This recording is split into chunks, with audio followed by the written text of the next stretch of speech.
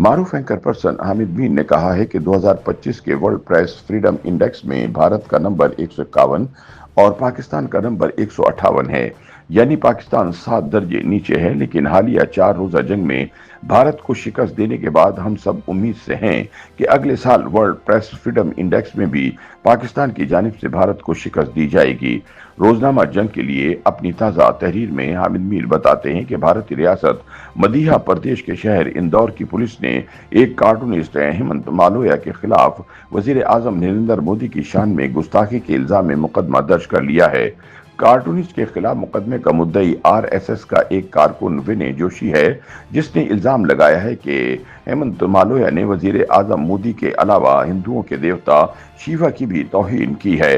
مالویا کے خلاف مقدمے کی خبر پڑھ کر مجھے ڈاکٹر محمد یونس بٹ کی نئی کتاب شناخت پریڈ نمبر 2 یاد آ گئی، جو کہ حالیہ پاک بھارت کشیدگی سے پہلے شائع ہوئی۔ ڈاکٹر صاحب کی یہ کتاب مختلف شخصیات کے بارے میں چھوٹے چھوٹے خاکوں پر مشتمل ہے، لیکن اس میں کہیں بھی پھکڑ پن اور تمسخر نظر نہیں آتا۔ حامد میر بتاتے ہیں کہ ڈاکٹر نیوز بٹ نے اپنی کتاب میں مودی کو ہندوؤں کا اسامہ بن لادن قرار دیا۔ دونوں میں فرق یہ ہے کہ اسامہ امریکی کمانڈوز کے ہاتھوں مارے جانے کے بعد سے سمندر میں غرق ہے، جبکہ مودی خشکی پر موجود ہے۔ اسامہ دوسرے ملکوں پر حملہ کروانے کے بعد ان کی ذمہ داری بھی لیتا تھا، جبکہ مودی اپنے ہی ملک پر حملہ کرواتا ہے اور پھر اس کی ذمہ داری پاکستان پر ڈال دیتا ہے۔ سینئر صحافی کہتے ہیں کہ ڈاکٹر یونس بٹ نے یہ کتاب مجھے 14 اپریل 2025 کو دی تھی، جبکہ اس کے ایک ہفتے بعد ہی 22 اپریل کو پہلگام میں نہتے سیاحوں پر حملہ ہو گیا۔ وزیر اعظم مودی کی حکومت نے حملے کا الزام پاکستان پر پہلے لگایا اور تحقیقات بعد میں شروع کی۔ میں سوچ رہا تھا کہ ڈاکٹر صاحب ایسی باتیں بھارت میں لکھتے تو ان کے ساتھ کیا ہوتا۔ یقیناً وہی ہوتا جو ہیمنت مالویا کے ساتھ ہوا۔ ڈاکٹر صاحب کا وکیل عدالت کو بتاتا کہ جناب میرے موکل نے صرف نریندر مودی پر نہیں بلکہ ڈونلڈ ٹرمپ پر بھی بہت طنز کیا ہے اور لکھا کہ مانا پیسے سے محبت نہیں ملتی لیکن محبوبہ تو ملتی ہے نا۔ ٹرمپ ایک مکمل بزنس مین ہے، وہ یہ نہیں سوچتا کہ اس کے صدر بننے سے امریکہ کو کیا فائدہ ہوگا، وہ صرف یہ سوچتا ہے کہ امریکہ کا صدر بننے سے اسے کیا فائدہ ہوگا۔ عدالت میں ڈاکٹر صاحب کے وکیل کی کوئی دلیل نہ سنی جاتی اور مختصر سماعت کے بعد ڈاکٹر صاحب کو فیک نیوز پھیلانے اور دہشت گردوں کی معاونت کے الزام میں 14 سال قید بامشقت سنا دی جاتی۔ حامد میر کہتے ہیں کہ اب آپ سوچ رہے ہوں گے کہ کیا ڈاکٹر یونس بٹ کی یہ نئی کتاب صرف غیر ملکی شخصیات کے خاکوں پر مشتمل ہے؟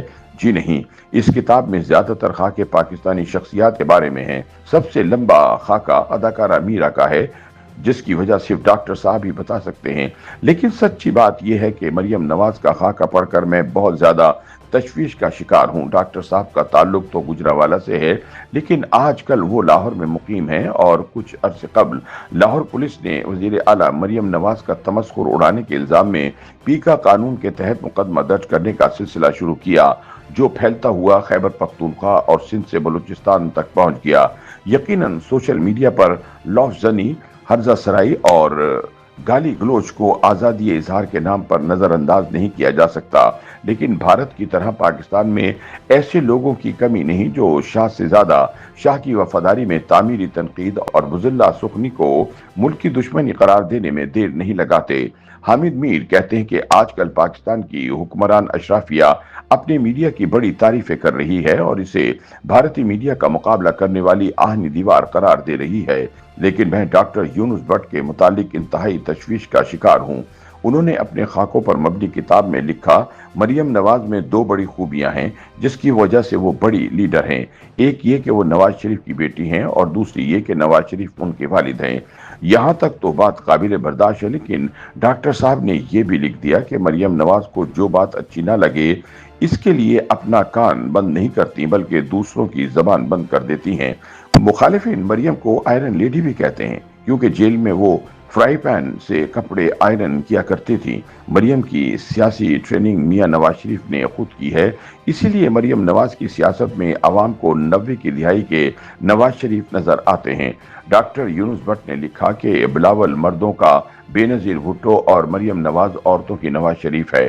ڈاکٹر صاحب نے بلاول کے متعلق لکھا کہ موصوف کی اردو اور پاکستان کی اکانومی میں یہ قدر مشترک ہے کہ ہر کوئی چاہتا ہے کہ بہتر ہو جائے پر ہوتی نہیں۔ ڈاکٹر صاحب نے शहबाज शरीफ को वो पंखा करार दिया जो चलता ज्यादा है पर हवा कम देता है। उनके मुताबिक इमरान खान वो पंखा है जो चलता नहीं लेकिन हवा बहुत ज्यादा देता है। जैसे शहबाज शरीफ समझता है कि वो वाकई वजीर आजम है, ऐसे ही चाहत अली खान समझता है कि वो सिंगर है।